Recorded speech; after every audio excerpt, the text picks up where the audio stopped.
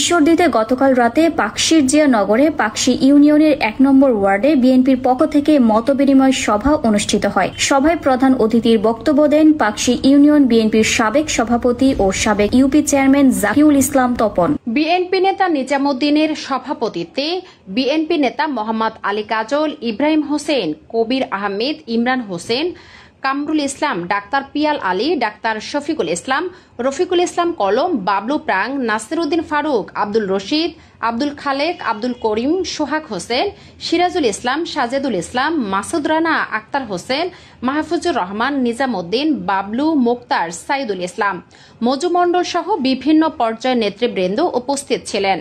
প্রধান অতিথি সহ অন্যান্য বক্তারা তারেক রহমানের ঘোষিত ৩১ দফা বাস্তবায়নের জোর দিয়ে সন্ত্রাস, চাঁদাবাজ ও লুটপাটকারীদের থেকে সতর্ক থাকার আহ্বান জানান। কর্তৃক আয়োজিত আজকের মত বিনিময় সভার সম্মানিত স্মরণ করছি পাকশী ইউনিয়ন স্বেচ্ছাসেবক দলের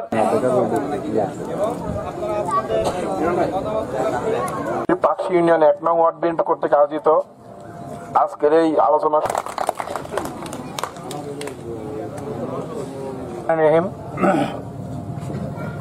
বাংলাদেশ জাতীয়তাবাদী দল, আমি ৮ নং ওয়ার্ড বিএনপি সেক্রেটারি, ১ নং ওয়ার্ডের মত বিনিময় সভা বিএনপির মত বলে সাধারণ সম্পাদক বাবলু ভাইকে কিছু বলার জন্য অনুরোধ করছি। বাবলু ভাই।